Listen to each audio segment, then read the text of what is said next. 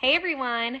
Let's talk Amalfi Coast, Italy. It's this picturesque place in southern Italy with the pastel villages just clinging to the hillside. It is one of the most breathtaking places I've ever been. I've gone back twice, which I don't often do. So stick around and I'll give you the inside scoop on what I loved, what I tolerated, how to get around, and whether this bucket list destination is worth all the hype. So first things first, the airports. Most travelers arrive via Naples, which is the closest major airport. From there, you have a few options. You can hire a private car, you could take a CETA bus, or hop on a ferry. Honestly, I'm not a big fan of their buses. They're often crowded and not reliable, and there's literally no etiquette getting on them. It is every man for himself, especially in peak season.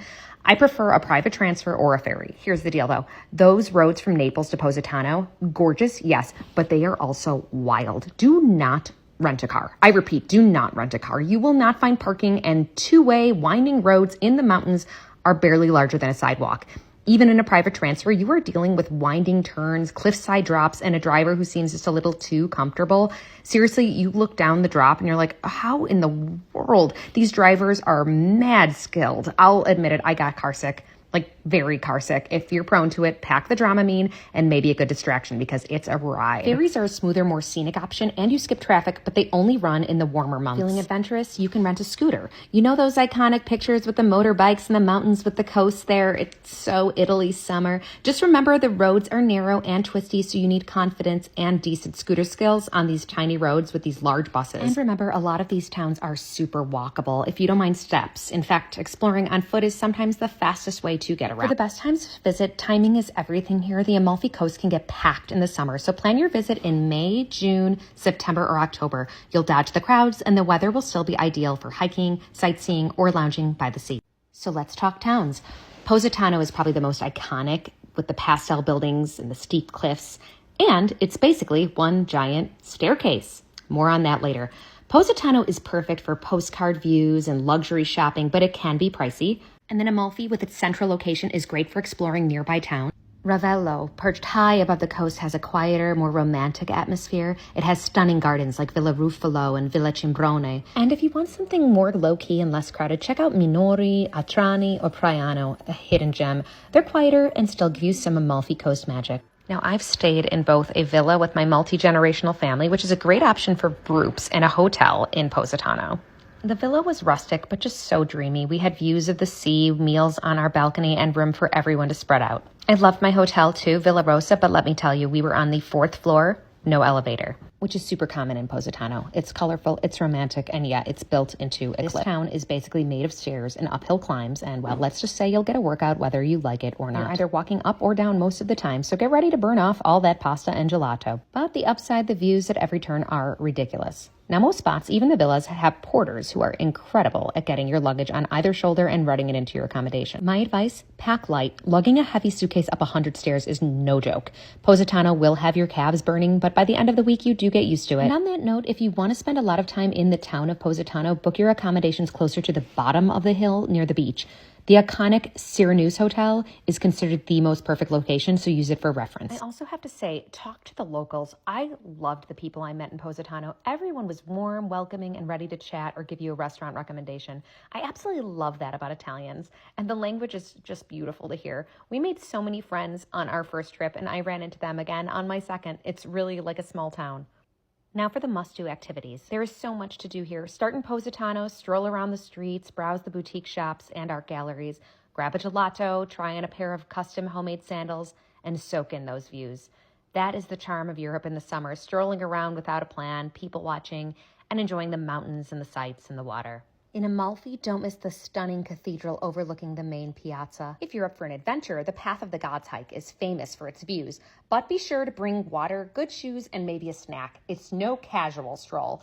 You can hire a guide if you want for that.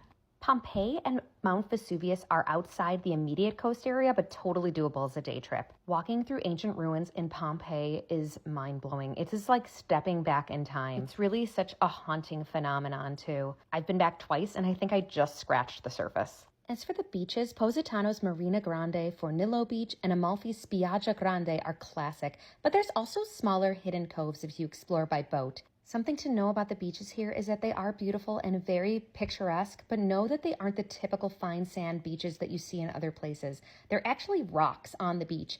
I personally hate brushing sand off my feet and kind of loved staying so clean, but just something to prepare for. And of course, a boat trip to Capri is a must. Now, everyone raves about the Blue Grotto, but here's the thing. It's often closed due to weather or water levels. Don't stress about it. Capri has other grottos that are just as beautiful, like the Green Grotto or the White Grotto. Plus, you can explore the island. It's known for its luxury shopping, and I love its glamorous vibe. You can visit chic boutiques or take in the views from Monte Solaro. And if you're into people watching, Capri is the place to be. Grab a gelato and watch the world go by. Now, you can't come to the Amalfi Coast and not indulge in the food scene. Lots of places offer cooking classes where you can learn to make fresh pasta and sample local olive oil, wine, and limoncello. If you're a foodie, this is a bucket list experience. For a romantic brunch or dinner, head to La Sponda or La Tagliata in Positano, where you can dine under the twinkling lights overlooking the sea. In Amalfi, Da Ciccio is a family-run spot offering fresh seafood and unbeatable views. And for a splurge-worthy meal, Ristorante Rossellini's in Ravello serves up Michelin-star dishes in a magical setting.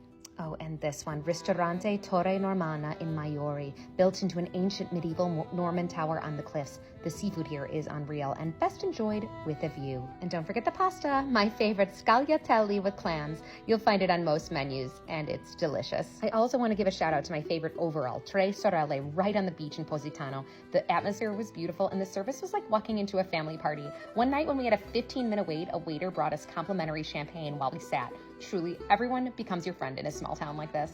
And finally, don't leave Amalfi without sampling the local limoncello. The lemons here are massive and so good. Those lemons are famous in this region, so you'll see them in everything from pastries to soaps. And after a day of beach hopping and exploring, you might want a taste of the local nightlife. There's this awesome nightclub in Positano. It's called Music on the Rocks. It's literally built into a cave on the beach. The atmosphere, the ambiance, it's so incredible, so unique. Their music's amazing. What I would recommend is that you go a little bit earlier for cocktails, enjoy the music and the atmosphere, meet people from literally around the world, and then you can dance the night away with the waves crashing just outside. It's an iconic spot, so if you're looking to let loose a little, this is your go-to. And now my tips. Number 1, pack light. I can't stress that enough. Stairs are everywhere. Second, book your accommodations early. Hotels here fill up months in advance. Third, leave those fancy shoes at home and opt for comfortable ones instead. These cobblestone streets are no joke. Fourth, if you can swing it, avoid peak summer. The crowds can get wild and the heat can be intense, plus prices go way up. Late spring or early fall is a sweet spot where you can still enjoy gorgeous weather without the sardine effect. Finally, take advantage of the ferry system. It's the best way to soak in those iconic coastal views. So, what did I think? Is the Amalfi Coast overrated? Is it worth the hype?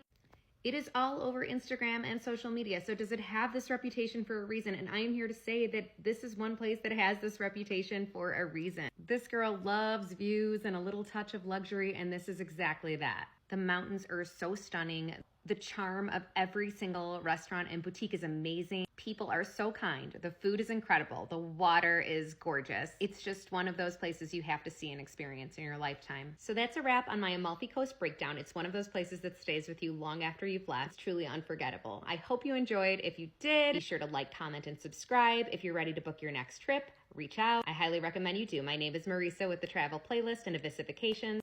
Thanks for watching, and as always, follow for more travel tips and inspiration. Ciao!